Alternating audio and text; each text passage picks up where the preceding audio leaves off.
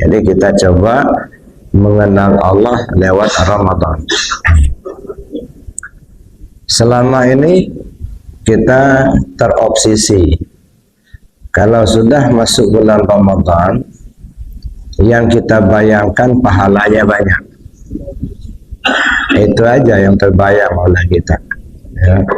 Sehingga kita berlomba-lomba untuk melaksanakan amaliyah di bulan Ramadan karena mengejar pahalanya lebih banyak.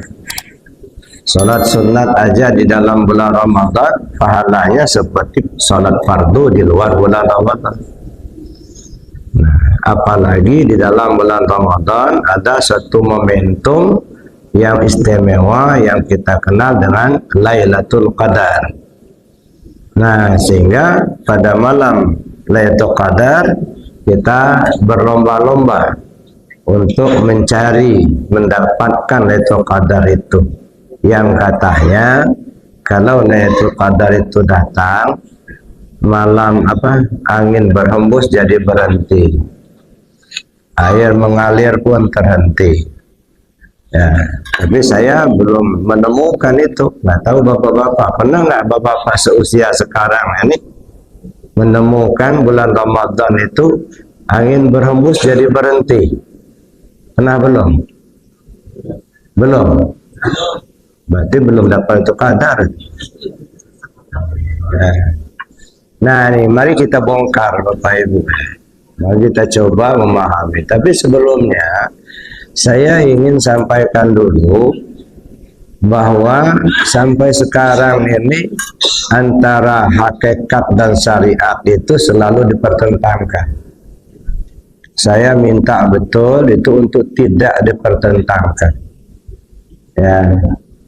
Karena seperti saya sampaikan sebelumnya, berangkat dari Islam, iman, dan ihsan, ini satu kesatuan. Jadi tidak boleh kita ambil salah satu, buang yang lain.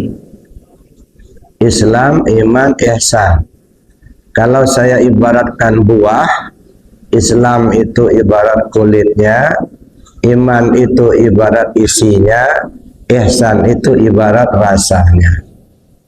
Jadi kulit membungkus isi, isi menyimpan rasa. Pada akhirnya yang kita nikmati rasa. Nah, cuman rasa itu tidak akan ditemukan tanpa isi. Isi tidak akan bagus tanpa dibungkus kulit. Maka tiga-tiganya diperlukan di posisinya masing-masing. Ya, jangan sampai kita menganggap ya syariat itu lebih penting daripada hakikat. Tidak benar juga. Jangan sampai kita beranggapan tasawuf itu tidak penting, yang penting syariat. Tidak benar juga. Coba Bapak, kalau misalnya rasa itu nggak penting, yang penting kulit. Ya, ya kalau kulit apel bisa dimakan, kulit doren makan itu kulit nggak bengkak-bengkak bibir tuh. Makanya sangar-sangar Pak kita zaman sekarang ini. Karena duduknya di syariat melulu. Yang dibicarakan haram, halal, surga, neraka, itu aja. Sehingga sangar-sangar. Yang tidak sejalan, kafir, masuk neraka, bid'ah, masuk neraka. Ya Allah. Sangar-sangar. Maka kita coba, alhamdulillah zaman sekarang sudah mulai berkembang Pak tasawuf itu. Yang nggak mau mengikuti tasawuf pasti ketinggalan. Anak-anak muda sekarang sudah banyak yang ahli-ahli di bidang tasawuf. Kalau bapak-bapak yang tua-tua ini masih juga bertahan anti tasawuf, silakan ketinggalan. Ya, nggak ada artinya satu buah kalau tidak nikmat.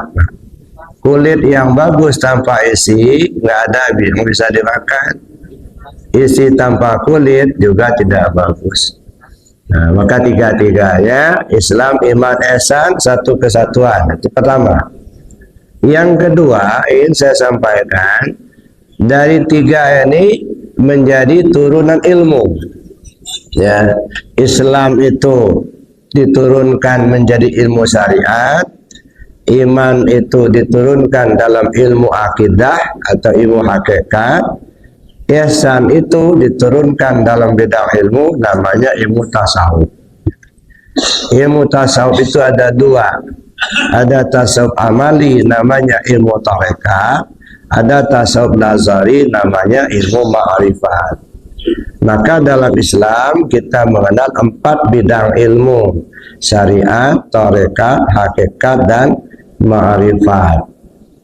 Kenapa 4 bidang ilmu ini? Karena agama ini diturunkan untuk membina diri manusia ini. Diri manusia ini 4 lapis. Ada tubuh, ada hati, ada nyawa, ada rahasia diri. Semua kita nggak peduli apakah orang kaya, orang miskin, laki, perempuan, pejabat, rakyat biasa, sama. Semua kita 4 lapis diri. Jasmani atau tubuh yang kasar, hati, nyawa, rahasia diri. Membina yang 4 ini digunakanlah ilmu yang 4 macam tadi. Tubuh dibina pakai ilmu syariat supaya tubuh ini ngerti mana yang halal, mana yang haram, mana yang sah, mana yang batal, mana yang berdosa, mana yang berpahala. Pada akhirnya mana yang ke surga, mana yang ke neraka. Nah, jadi syariat itu ngebina tubuh, Pak. Ya, cara menyembah Allah. Jadi kalau bapak-bapak, ibu-ibu kepingin sholat yang khusyuk, cuman yang dikaji syariat aja, sampai tua nggak bakal khusyuk, enggak. Ya, karena syariat itu mengajarkan hukum-hukum, cara-cara, sedangkan khusyuk urusan hati. Urusan hati ilmu hakikat. Ada. Jadi kalau tak belajar ilmu hakikat, tak belajar ilmu tasawuf, walaupun sholat terus nggak bakal khusyuk. Karena perangkat sholat itu 3, tubuh, hati, nyawa. Di perangkat sholat. Yang khusyuk itu 3-tiganya. Tubuhnya khusyuk, hati khusyuk, nyawa khusyuk. Jadi kalau belajar fikih aja, cuman hanya ngatur tubuhnya saja. Ini bacaan ini tumak ninahnya begini, ya dah. Ini rakaatnya seperti ini. Itu aturan tubuh. Bisa khusyuk tubuhnya, sholat di awal waktu, tenang dia, tapi hatinya kemana-mana. Ya, kenapa? Karena ilmunya tidak dipelajari. Nah, saya bilang tadi, ya dah. Kalau bapak-bapak, ibu-ibu hanya bergelut di syariat, anti tasawuf, sampai tua nggak bakal khusyuk sholatnya. Karena lahannya beda. Ya, syariat ngatur tubuh. Lain kedua, tarekat ngatur hati. Nah, gimana hati ini supaya ingat Allah? Supaya hati ini tidak iri, tidak dengki. Supaya hati ini merasa selalu bersama Allah. Nah, ngatur hati pakai tarekat. Jadi belajar tarekat itu belajar zikir.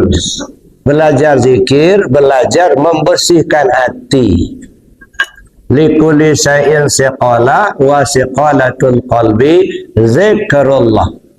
Segala sesuatu ada alat pembersih, pembersih hati, zikir kepada Allah. Nah, belajar zikir kita, ya. Jadi kalau tidak belajar zikir, tidak ngamalkan zikir, hati tak akan bersih. Nah, zikir ini banyak. Ada zikir syariat, ada zikir tarekat, ada zikir hakikat, ada zikir ma'rifat. Kalau zikir syariat, ucapan dan perbuatan, itu zikir syariat. Ya, medianya lisan dan tubuh. Zikir tarekat, ingat hati ke Allah, medianya ingat. Zikir hakikat dirasa, medianya rasa. Zikir ma'rifat dipandang. Nah, beda-beda. Di bidang ilmu syariat, ya zikir sebaca Quran, apa zikir, beda. Ada kawan-kawan kita dari Jaulah misalnya selesai sholat langsung ambil kitab baca, itu juga zikir. Ya, tapi dari sekian banyak model zikir, afdalul zikir fa'lam annahu la ilaha illallah. Kenapa enggak digemuruhkan ini? Ini zikir yang terafdal. Dijadikan bumi dan langit ini karena la ilaha illallah. Surga diciptakan karena la ilaha illallah. Neraka diciptakan dengan la ilaha illallah. Bahkan Rasul mengatakan afdalu man ma qultu ana wan nabiyuna min qabli la ilaha illallah. Kalimat teragung yang ku sampaikan dan disampaikan rasul-rasul sebelum aku itu adalah la ilaha illallah. Kenapa enggak digemuruhkan ini? Kenapa didiamkan? Kenapa dicaci orang yang berzikir? Jaddidu imanakum, perbarui iman kalian, kata Rasul kepada para sahabat. Sahabat tanya, kaifa nujaddidu imanana ya Rasulullah? Bagaimana caranya kami perbarui iman kami ya Rasul? Apa jawab Rasul? Faksiru bidzikri la ilaha illallah. Kalian banyak-banyak sebut la ilaha illallah. Ini hadis sahih. Rasul yang ngajar. Kenapa kalau kita zikir la ilaha malah dicemooh? Ya, zikir la ilaha malah dibilang sesat. Masya Allah. Nah inilah, mari kita robah Kak, cara berpikir kita. Ya dah. Gemuruhkan la ilaha illallah ini di mana-mana. La ilaha illallah hisni. Man qala la ilaha dakhala hisni. Man dakhala hisni amina min azabi. La ilaha illallah itu benteng aku, kata Allah. Siapa orang mengucap la ilaha illallah berarti dia masuk ke dalam bentengku. Siapa orang yang sudah berada dalam bentengku aman dari siksaanku. Ini Allah loh yang ngomong. Ya, dalam hadis kursi ini. Tapi kita nggak jadikan ini sebagai benteng. Kelihatan betul waktu corona kemarin Pak. Ya Allah. Kita lepas dari kalimat la ilaha illallah ini. Ya, kita cuma menjaga jarak 1 meter 1 meter. Ya dah. Padahal Allah sudah kasih tahu la ilaha illallah itu benteng aku. Siapa orang ucap la ilaha berarti dia masuk dalam bentengku. Siapa orang dalam bentengku aman dari siksaanku. Ini hadis kursi. Tapi waktu kemarin maaf Pak, kita katakanlah kilas balik gitu ya, supaya kita jangan terulang lagi. Jarang kalau saya nggak pernah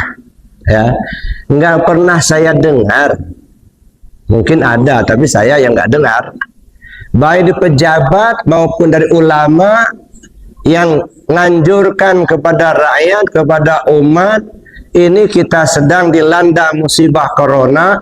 Tolong jangan tinggalkan sholat. Tolong baca Al-Quran. Tolong perbanyak zikir. Nggak ada. Yang ada jaga jarak, cuci tangan, pakai masker. Masya Allah. Kita lebih percaya sama dokter ketimbang sama Rasul. Lebih percaya sama dokter ketimbang sama Allah. Mudah-mudahan kita diampunkan Allah segala dosa kita. Jangan sampai terulang lagi Pak. Ya, penyakit itu Allah yang ngasih. Kita minta perlindungan dari Allah. Saya terharu melihat itu waktu zaman corona itu. Hasanul Bolkiah, ya, Raja Brunei. Awal-awal kejadian dikumpulkannya para menteri dan keluarganya. Apa dia kata? Saudara-saudaraku, rakyatku,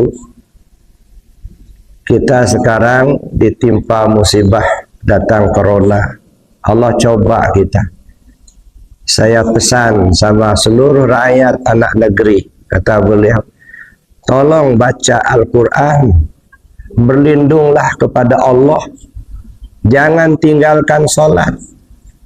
Ya, mudah-mudahan kita terlepas dari musibah ini. Alangkah sejuknya, ya dah, seorang raja menghimbau rakyatnya, jangan tinggalkan sholat, bacalah Al-Quran, berlindunglah kepada Allah, tenang. Ya, ini enggak yang sering kita dengar, pakai masker, jaga jarak, cuci tangan, makan buah. Itu aja. Ya, kenapa sih enggak? Tolong jangan tinggalkan sholat, baca Al-Quran, berdoalah kepada Allah supaya kita terlindung dari musibah ini. Nah, ini sudah kejadian, mudah-mudahan tidak terulang lagi. Saya sekarang pegang teguh akidah, jangan pernah bergeser. Rusak negeri kita ini karena akidahnya rusak apa? Banyak koruptor zaman sekarang ini karena akidahnya rusak. Ya, kalau fikih sudah merajalela di mana-mana, banyak yang sudah bikin fikih-fikih yang baru. Tapi akidah ini yang rusak. Ya, maka zaman sekarang ini waktunya kita untuk memperbarui akidah kita lagi. Ya, pegang teguh, apalagi di zaman akhir ini Pak. Ini belum masanya Dajjal datang, baru Corona datang udah oleng, apalagi Dajjal. Pada masa itu banyak yang iman di waktu pagi, kafir di waktu sore. Ya dah. Nauzubillah. Nah, jadi kalau kita tidak kuat-kuat akidah kita zaman sekarang ini, khawatir cepat oleng Pak. Ya. Maka sekarang ini tolong gemuruhkan zikir la ilaha illallah. Jangan saling caci, jangan saling mengkafirkan. Mari bersatu ya untuk membina negeri kita ini, membina umat ini agar berjalan lurus kembali kepada Allah dengan selamat. Bapak Ibu yang saya hormati, itu yang kedua, hati binalah pakai tarekat. Silakan mau tarekat apa? Ada Qadiriyah, ada Naqsabandiyah, ada Qadiriyah Naqsabandiyah, ada Saziliyah, ada Samaniyah, Sanusiyah, terserah. Ya, itu semua tarekat muntabarah. Semua tarekat pasti merujuk kepada kalimah la ilaha illallah. Apapun tarekatnya, pasti merujuk kedua kalimat syahadat. La ilaha illallah Muhammad Rasulullah. Cuman mungkin stressingnya beda-beda. Kalau Qadiriyah stressingnya zikir la ilaha illallah. Kalau Naqsabandiyah stressingnya dizikir ismuzat dalam hati. Kalau Satariyah stressingnya di kajian. Adapun kita mengaji tarekat, mana tarekat jalan kepada Allah, kajian. Nah, jadi beda-beda stressingnya, cuman semuanya pasti merujuk kepada dua kalimat syahadat, la ilaha illallah Muhammad Rasulullah. Maka jangan saling caci. Tarekat apapun silakan. Ya, mau tarekat Naqsabandi, Al-Khalidi, mau tarekat Saman, tarekat Satariyah, tarekat Qadiriyah wa Naqsabandiyah, gitu ya. Mana yang kira-kira nyaman kita mengamalkan, semua benar, ya tak? Bapak Ibu yang saya hormati, yang ketiga, nyawa kita. Pakai apa ngebina nyawa kita ini? Pakai ilmu hakikat. Siapa hakikat ruh? Siapa hakikat nyawa kita ini? Ketika ditanya, ya, Nabi SAW, ya, siapa Adam, siapa Muhammad? Apa kata Rasul?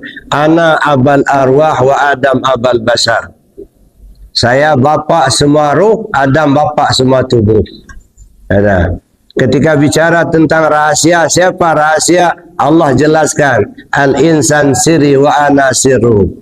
Manusia itu rahasiaku, aku itu ya rahasianya manusia itulah. Ya.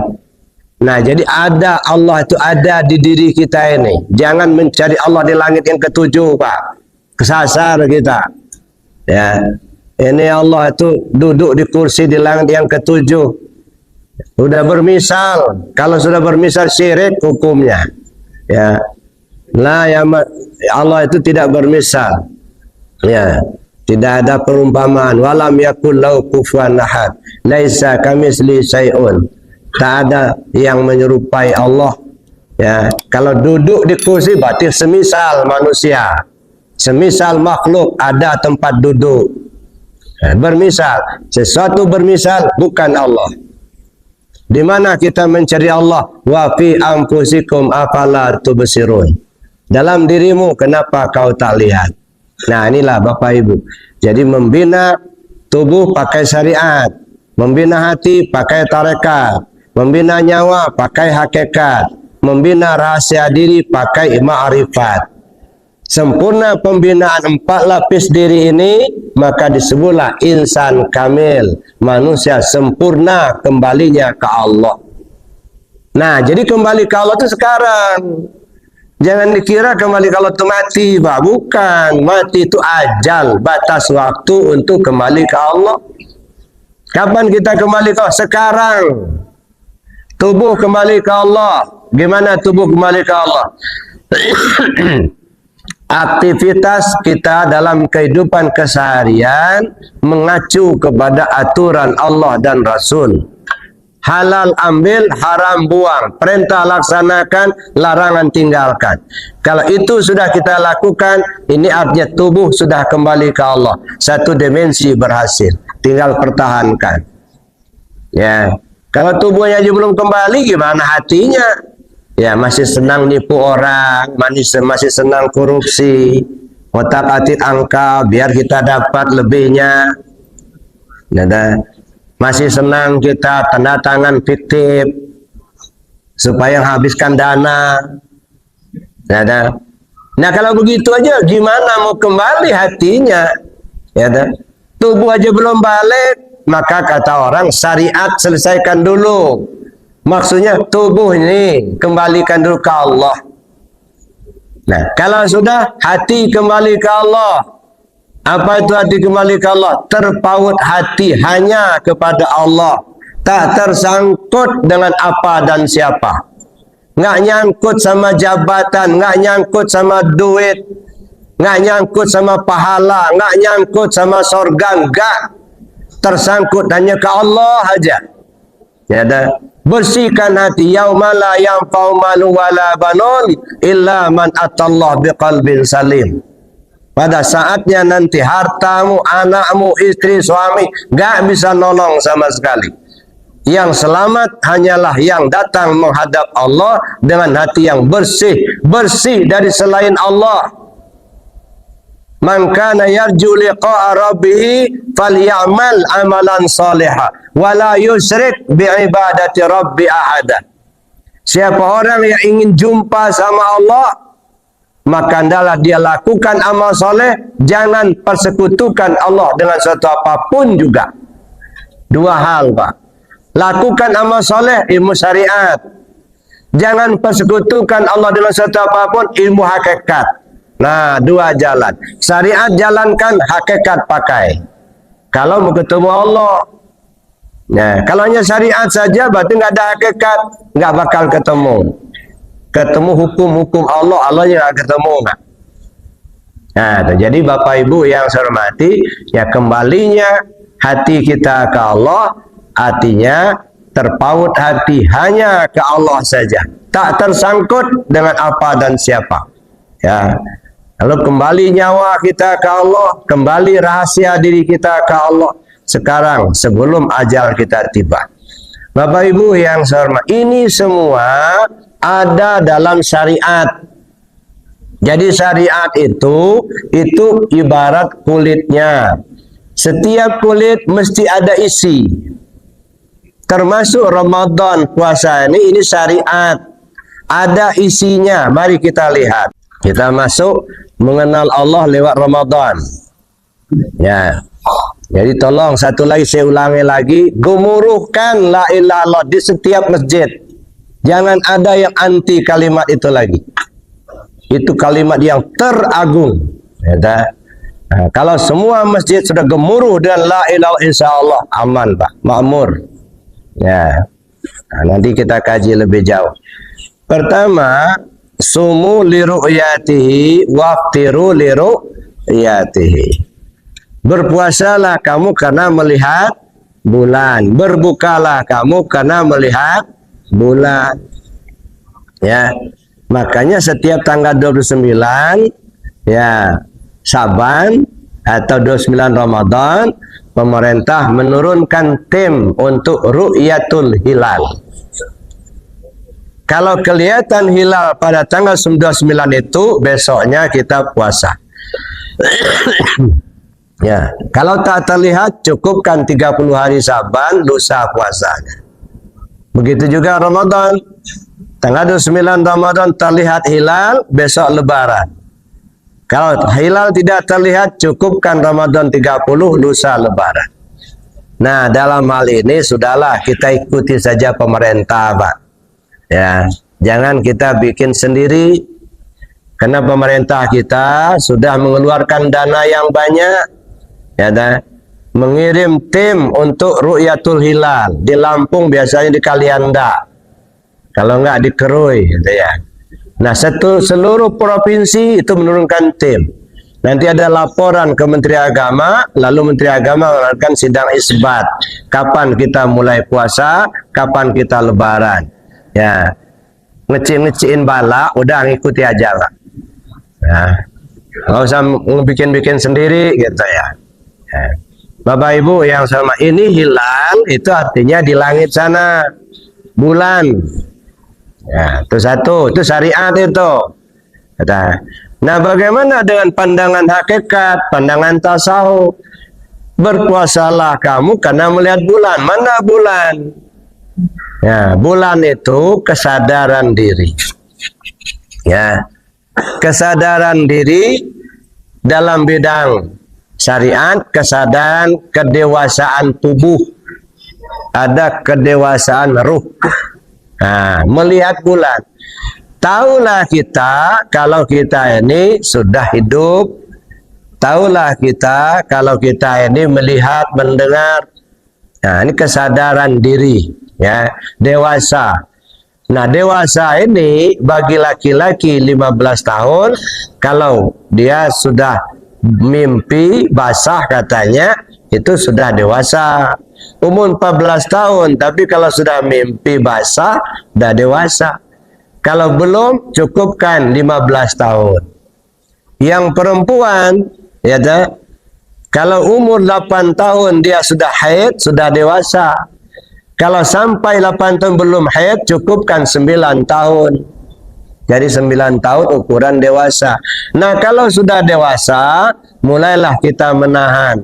Mana yang dilarang, jangan dikerjakan. Apa yang disuruh, kita lakukan. Ya, artinya mulai terbebani kita dengan hukum. Sholat mulai wajib, gitu ya. Judi mulai dilarang. Kalau kita kerjakan, kita sudah mulai berdosa. Kalau masih anak-anak kan enggak. Nah, puasa sudah mulai wajib, ya. Kalau nggak puasa sudah mulai kena dosa, gitu ya. Ini kedewasaan tubuh, ya. Nah, sadarlah kita karena kita sudah dewasa. Nah, dewasa tubuh umurnya 15 tahun bagi laki-laki, 9 tahun bagi yang perempuan, ya. Kecuali kalau hilal sudah terlihat, yang perempuan sudah haid, yang laki-laki sudah mimpi basah. Ya. Yang kedua, kedewasaan rohani. Nah, kedewasaan rohani ini Bapak Ibu yang sama, kadang-kadang sampai tua dia belum dewasa. Makanya di dalam kajian hakikat banyak anak lebih tua dari bapak. Anak lebih tua dari bapak. Kenapa kok bisa begitu? Anaknya rajin sholat, bapaknya rajin judi. Berarti anaknya sudah ngerti, bapaknya belum. Ya, anak TK belum bisa baca, masih kecil. Anak SMP sudah bisa baca, sudah dewasa. Berarti tua SMP daripada anak TK. Anak kita rajin sholat, bapaknya rajin judi. Ya, anak lu udah tahu sama Tuhannya, bapaknya belum. Bapaknya masih TK. Anaknya sudah SMP. Ini di bidang kerohanian, Pak. Ya, banyak anak lebih tua dari bapak. Anaknya sudah ma'rifat kepada Allah, bapaknya belum. Masih syariat-syariat itulah. Nah, jadi Bapak Ibu, kedewasaan rohani, kesadaran kita, ya, bahwa kita ini hidup ternyata hidup ini bukan milik kita. Nah, dari mana kita dapat hidup ini? Kita mulai berpikir, mulai sadar. Ya, tiba-tiba kita hidup. Dari mana dapat? Kita nggak pernah beli, nggak pernah bikin. Kita mendengar. Ada kesadaran kita mendengar. Dari mana kita dapat ini? Nggak pernah kita beli, nggak pernah kita bikin. Melihat kita, ada kuasa kita, ada kemauan kita. Nah, setelah kita perhatikan, kita kaji, kita pikirkan, ternyata hayat milik Allah, bukan milik kita. Basar milik Allah. Melihat kita kena basar Allah, mendengar kita kena samanya Allah, bukan milik kita. Nah, kesadaran itu yang kedewasaan rohani. Nah, ini sudah mulai terlihat bulan kedewasaan rohani. Nah, kalau bulan sudah terlihat, berpuasalah. Apa itu berpuasa? Nahan. Kedewasaan jasmani, kedewasaan tubuh tadi, tahan, jangan judi, jangan maling. Kedewasaan rohani, tahan, jangan ngaku-ngaku kalau bapak itu yang pintar. Jangan ngaku-ngaku kalau bapak itu yang punya ilmu. Yang berilmu itu Allah, yang pintar itu Allah, yang hidup itu Allah, yang melihat Allah, yang mendengar Allah. Hilangkan keakuan diri. Itu namanya kedewasaan rohani. Banyak kita ini belum dewasa rohaninya, masih ngaku aku yang pintar, aku yang berkuasa di sini. Masya Allah. Makanya ribut terus, ya. Anak-anak sama anak-anak. Nah, belum ada kedewasaan rohani. Nah, coba begitu kita masuk bulan Ramadan, kita coba berpikir secara kedewasaan rohani. Bapak Ibu yang saya hormati, masuk kita dalam syariat puasa bulan Ramadan. Apa itu puasa? Menahan. Apa yang ditahan? Ada 3 ya kategori. Menahan di tingkat syariat, menahan di tingkat tarekat, menahan di tingkat hakikat dan ma'rifat. Menahan di tingkat syariat, tidak makan minum mulai terbit fajar sampai terbenam matahari. Itu di tingkat syariat. Lamanya selama Ramadan yang wajib. Ya, selesai Ramadan selesai puasa syariat. Nah, tapi menahan di tingkat tarekat, menahan anggota tubuh lahir dan batin untuk tidak melakukan yang dilarang Allah. Nah, kapan? Mulai lahir sampai mati. Nah, makanya puasa tarekat itu seumur hidup, Pak. Makanya kata Sultan Aulia, yaitu Syekh Abdul Qadir Jailani, qaddasallahu sirrul aziz, banyak orang puasa tapi berbuka. Berpuasa secara syariat, tahan-tahan perut, tidak makan, tidak minum, tapi dia malin, dia korupsi, dia bohong, dia nipu orang, sambil nunggu buka puasa, main domino, taruhan, siapa yang kalah bayar bukanya. Itu namanya berpuasa tapi berbuka. Berpuasa di tingkat syariat tapi berbuka di tingkat tarekat, gitu ya. Nah, ini badan payah, hati susah. Ini yang disebut oleh Rasul, kam min shaimin laisa lahu min siyami ilal ju'i wal atas. Berapa banyak orang yang puasa yang tak dapat hasil apa-apa kecuali hanya berlapar-lapar dan berhaus-haus saja. Nggak dapat hikmahnya.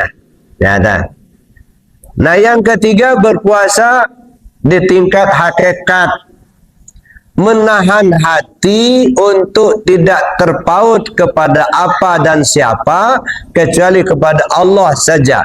Kapan? Mulai dari alam laut sampai turun ke alam nasut hingga kembali lagi ke alam laut.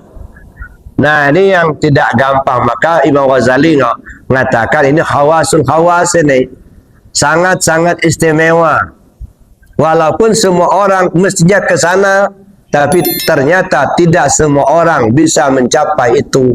Kata, menahan hati mulai dari alam laut sampai ke alam nasut hingga kembali lagi ke alam laut. Nah, makanya puasa Ramadan kita ulang-ulang terus supaya timbul kesadaran yang tinggi. Ya. Kenapa? Setelah kita menahan ini, Bapak Ibu yang saya hormati, nah, pada akhirnya kita masuklah di bulan Ramadan, ada momentum yang disebut membayar zakat fitrah. Apa itu bayar zakat fitrah? Kalau secara syariat, memberikan makanan pokok yang kita makan dengan ukuran tertentu kepada si mustahik. Asnaf yang 8, maka ada yang mengatakan boleh diganti dengan duit, ada yang mengatakan tak boleh diganti pakai beras, terserah, itu pendapat, Tapi intinya apa? Menyerahkan sesuatu kepada yang punya. Kalau zakat fitrah, barang yang diserahkan, apakah beras di kita di sini, apakah duit, terserah, Nah, dua-duanya ada pendapat, Tapi yang saya ingin sampaikan di sini bukan persoalan syariatnya. Menyerahkan sesuatu yang ada pada kita kepada yang berhak menerima. Siapa yang berhak? Yang punya. Siapa yang punya? Ya Allah. Mana yang kita serahkan? Sifat 7. Ya. Wa anfiqu mimma razaqnakum min qabli an ya'tiya ahadakumul maut. Ini seringkali kita pahami itu cuma untuk duit. Ya bukan. Serahkan apa yang sudah kami berikan kepadamu sebelum kematianmu datang. Serahkan. Balik kan? Ya, terutama yang ada di diri kita. Sifat 7 atau sifat mani. Apa itu? Qadrat, iradat, ilmu, hayat, sama, basar, kalam. Ya, hayat punya Allah, ilmu punya Allah, kuasa kita qadrat Allah, maunya kita iradatnya Allah, melihat kita basarnya Allah, mendengar kita samanya Allah, ngomong kita kalamnya Allah.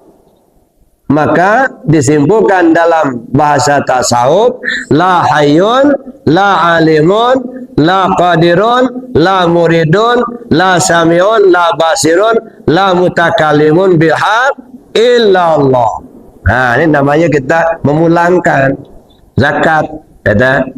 Tidak ada yang hidup kecuali Allah, tidak ada yang tahu berilmu kecuali Allah, yang kuasa, yang kehendak, yang melihat, yang mendengar, yang berkalam, hanya Allah semata-mata. Kita nggak ada, ya, nggak punya apa-apa. Itu namanya mengosongkan diri, mengembalikan pinjaman. Makanya dalam tasawuf itu yang sulit Pak dua itu, mengembalikan pinjaman dan menghilangkan sangkutan. Ya. Jangan ngaku-ngaku punya, Pak. Kalau nggak punya, bohong itu. Itu yang dosa yang paling besar itu. Ngebohongin diri sendiri. Dipinjamin sama Allah, malah dimaling sama dia. Ya, kan? Allah kasih kita hayat, pinjaman. Jangan ngaku-ngaku punya kita. Nah, makanya kita serahkan. Ada zakat fitrah. 2. Yang ketiga, dalam bulan Ramadan ada Lailatul Qadar. Tapi kita Lailatul Qadar terobsesinya pahala melulu. Ya kan? Alhamdulillah lah sekarang ini kan sudah banyak di mana-mana masjid-masjid penuh dan intikaf. Alhamdulillah kita syukuri. Satu kemajuan yang besar. Tapi masih saja terobsesi kita dengan pahala. Dapat ini dapat pahala, ngajakin dapat pahala, nggak usah. Pahala itu otomatis. Faman ya'mal misqala dzarratin khairan yara, wa may ya'mal misqala dzarratin syarran yara. Untuk anak TK bolehlah, nggak mau sekolah kalau nggak dikasih jajan. Kalau anak sudah kuliah apa? Nggak perlu, dia bisa nyari sendiri. Ya, bagi orang yang masih perlu untuk dibujuk-bujuk, ngamalkan ini dapat pahala, ngamalkan ini dapat pahala, ya silakan aja. Tapi makomnya yang sudah tua-tua terutama, jangan di situ lagi, Pak.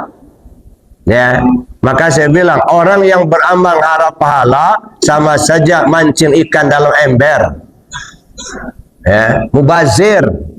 Ya, kalau mancing ikan yang yang masih liar, yang di sungai, yang di laut, mana yang liar? Ridho Allah atau yang liar itu? Maka kita minta mudah-mudahan semua amalia kita mendapatkan ridho Allah. Wajar, karena itu masih liar. Kalau semuanya mudah-mudahan amal ibadah kita dapat pahala, kayak mereka percaya sama Tuhan aja. Udah kasih tahu sama Allah. Wa may ya'mal mithqala dzarratin khairan yara, wa may ya'mal mithqala dzarratin syarran yara. Udah. Ada. Nah sekarang ini Lailatul Qadar itu lebih baik daripada 1000 bulan, kan kita? Lailatul Qadri khairum min al-syahrin. Salat 2 rakaat di malam Lailatul Qadar itu lebih baik pahalanya dibanding dengan salat selama 1000 bulan. Kenapa? Ya, kok bisa? Ya, semalam lebih baik daripada 1000 bulan. Ada apa ini?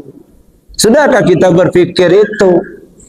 Ya, ini ukuran, ya, perbandingan ibadahnya orang arif billah dengan abidillah.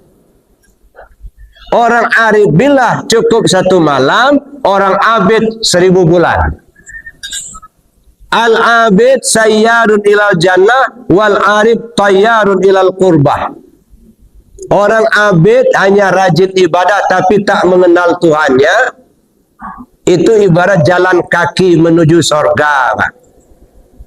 Orang arif terbang menuju Allah. Bukan sorga yang dia tuju, tapi Allah yang punya sorga. Makanya di dalam bulan Ramadan ini Allah katakan, as-saumu li wa ana ajzibi. Cuman di kita sering dipahami, puasa untuk aku, akulah yang akan membalasnya. Emangnya puasa itu Allah butuh? Ya enggak lah, enggak ada gunanya bagi Allah. Sedunia ada orang puasa Allah enggak untung, sedunia enggak ada yang puasa Allah juga enggak rugi. Ya, jadi kalau dipahami puasa untuk aku yang akan membalasnya. Emang kalau sedekah yang membalas siapa? Kan Allah juga.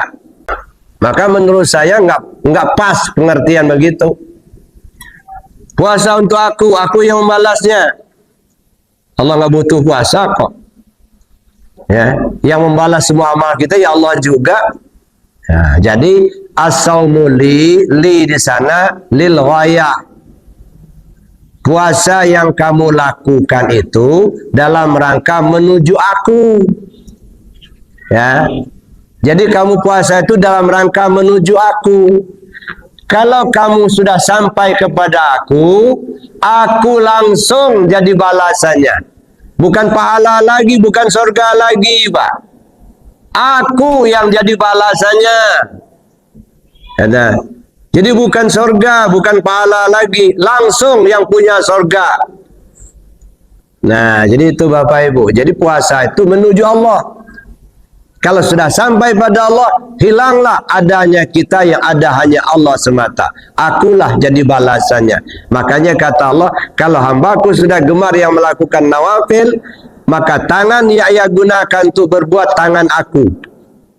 Mata yang ia gunakan untuk melihat itu mata aku. Telinga yang ia gunakan untuk mendengar telinga aku. Kaki yang ia gunakan untuk melangkah itu kaki aku. Atau kembali. Nah, jadi kitanya enggak ada, yang ada Allah. Itu puasa. Nah, oleh karena itu, Lailatul Qadar itu mengajarkan kita untuk ma'rifat kepada Allah.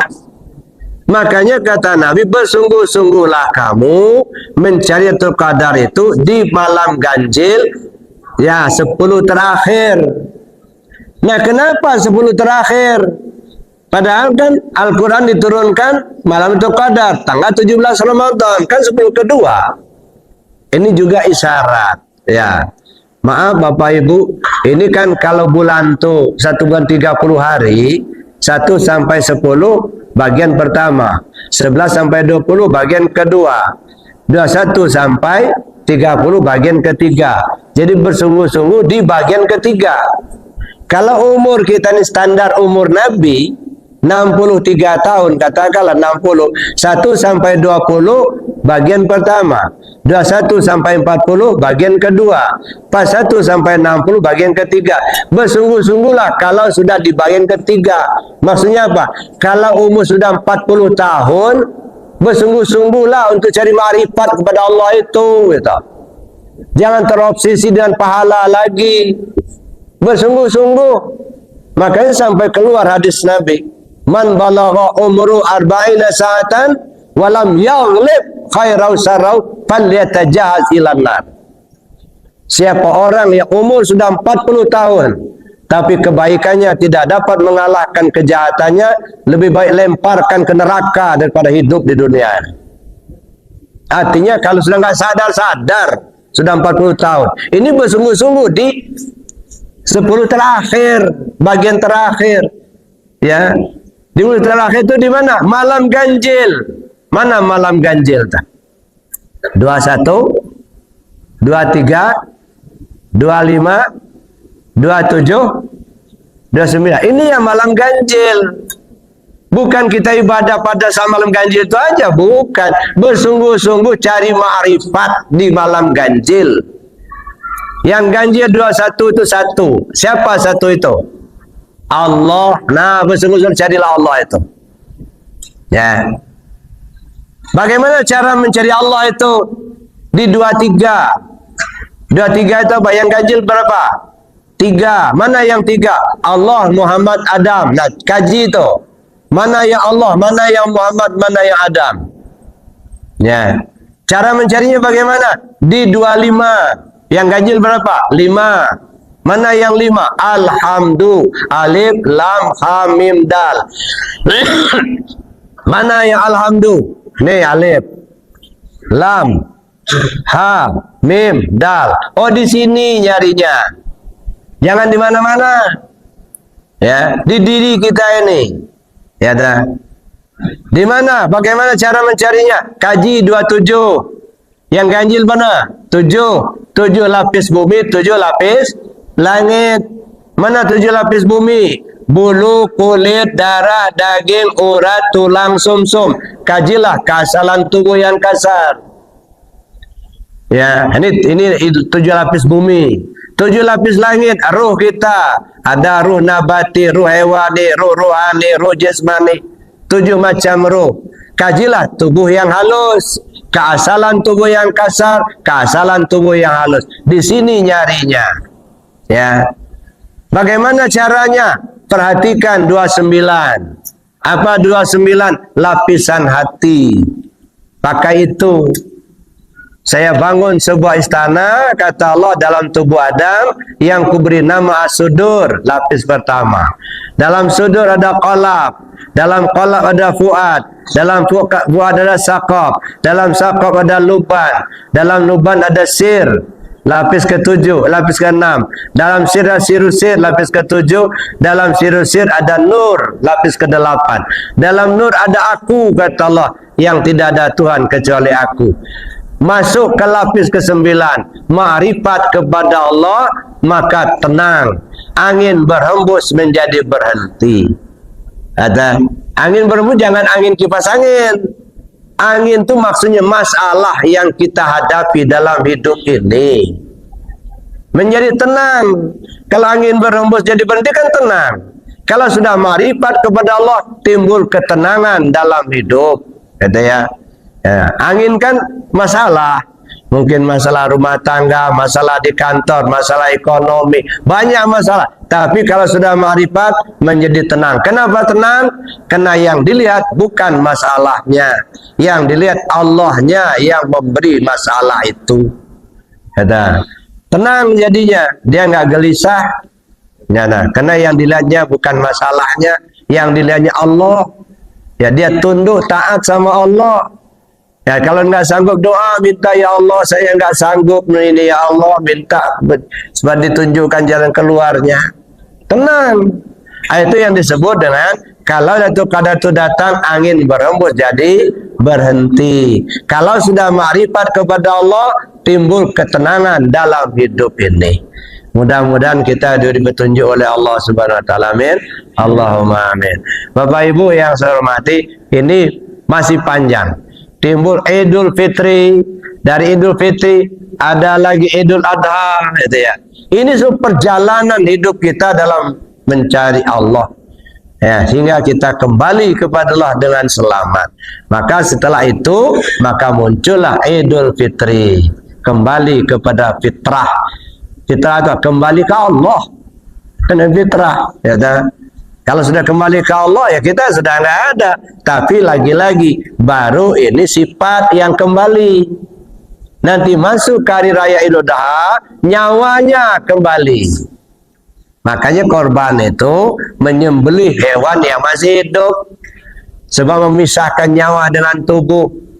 Jadi bukan persoalan dagingnya, ya, dagingnya kita makan, tapi hakikat korban memisahkan, menyerahkan nyawa kita diserahkan ke Allah. Ya, lagi-lagi mudah-mudahan kita diberi petunjuk oleh Allah Subhanahu wa taala. Amin. Allahumma amin. Saya kira demikian Bapak Ibu, karena kita dibatasi waktu. Tapi kalau masih ada waktu, ada yang mau tanya, silakan. Ya, sementara saya akhiri dulu. Assalamualaikum warahmatullahi wabarakatuh. Ada protokolnya, silakan kalau ada.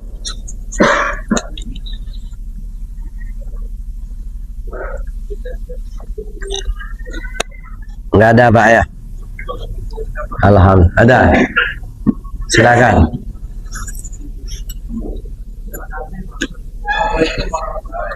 Waalaikumsalam. Ada mic-nya? Enggak ada mic ya?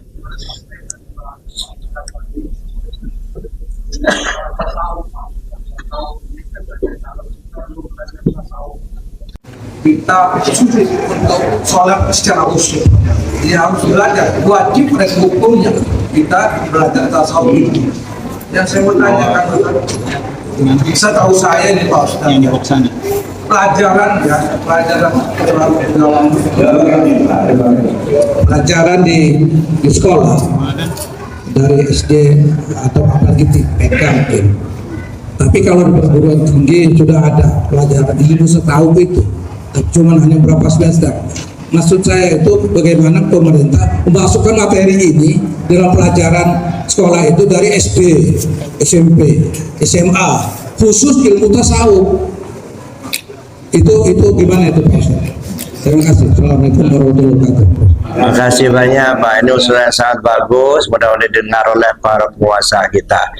Ini kan menghilangkan tasawuf ini politik Belanda dulu Pak. Ya, saya cerita sedikit. Ya, dulu Belanda itu sangat heran kepada rakyat Indonesia. Kenapa rakyat Indonesia ini kok berani melawan penjajah? Ya, sedangkan senjatanya sederhana, pakai golok, pakai bambu runcing. Sedangkan Belanda pada saat itu pakai senjata yang lengkap. Kok bisa berani? Lalu diadakanlah penelitian. Nah, oleh Senokokranya, setelah diadakan penelitian, timbullah kesimpulan kekuatan rakyat Indonesia ada pada orang Islam. Karena rata-rata yang bergerak melawan penjajah itu orang Islam. Ya. Lalu kesimpulan kedua, kekuatan orang Islam itu ada pada ulamanya. Karena rata-rata yang memimpin pergerakan adalah ulama. Kesimpulan yang ketiga, kekuatan ulama itu ada dalam tasawufnya. Kenapa? Karena semua ulama-ulama yang memimpin pergerakan ahli tasawuf semua. Soekarno juga ahli tasawuf, gurunya Syekh Muhyi Pamijahan, orang sufi itu Pak. Jenderal Sudirman orang tasawuf, beda. Jadi banyak pemimpin-pemimpin kita yang ahli tasawuf. Oleh Senokokranya, ceritanya dikumpulkanlah para pembesar Belanda ketika itu, kemudian beliau berpidato di depannya itu ada meja satu, orang tidur di atas meja itu mengapit Al-Quran dengan memegang pedang yang tajam. Apa kata beliau? Umat Islam di Indonesia ini seperti orang yang tidur di depan kita ini. Dia punya kitab undang-undang yang sangat dipatuhinya, itu Al-Quran. Dia punya senjata yang sangat tajam, yaitu jihad fisabilillah. Tapi sekarang mereka lagi tidur. Bagaimana caranya supaya mereka tidur terus, jangan sampai bangun? Nah, maka difatwakanlah tasawuf itu bid'ah, tarekat itu bid'ah, tasawuf itu nggak ada dasarnya. Diadulah ulama-ulama syariat dengan ulama tasawuf. Maka korbanlah Hamzah Pansuri di Aceh, korbanlah Syekh Siti Jenar. Bukan mereka salah, bukan, korban politik. Ya. Nah sekarang kita sudah sekian lama merdeka, Pak. Mengapa kita masih tunduk seperti itu juga? Masya Allah, meleklah. Ya, nggak akan khusyuk salat kita tanpa tasawuf. Ya dah.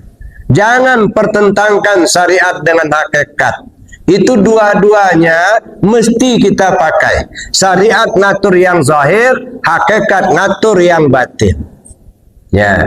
Sempurna syariatnya khusyuk salat secara lahiriah, sempurna hakikatnya khusyuk salat secara batiniah. Ya, ketemu Allah, ada gitu. Ada. Nah, makanya dulu Pak, saya masih ingat di sekolah itu ada akhlak atau budi pekerti, kan dulu kan di SD dulu. Ya, sekarang sudah nggak ada lagi. Ada. Nah, mari kita kembalikan. Kemarin sudah dikembalikan sama Mendiknas.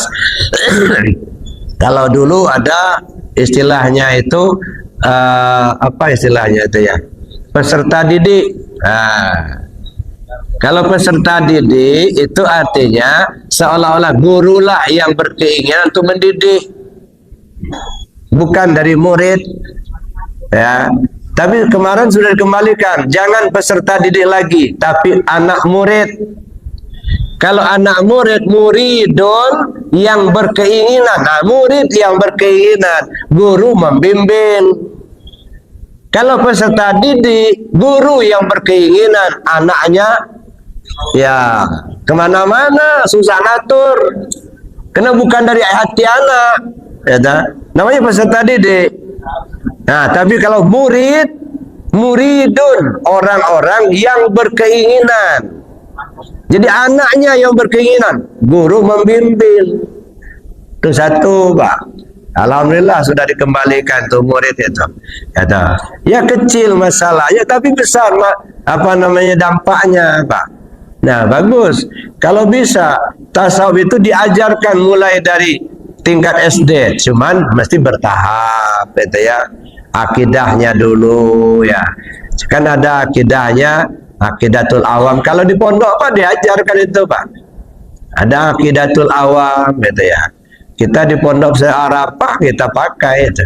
Ya, mulai akidahnya, tasawufnya kita pakai Miftahus Sudur. Ya, nah, tapi kalau di sekolah umum kan kurikulumnya nggak ada. Kalau di pondok kan kita buat sendiri kurikulumnya itu. Maka saya ajarkan itu. Anak 13 tahun saya ajar zikir, Pak.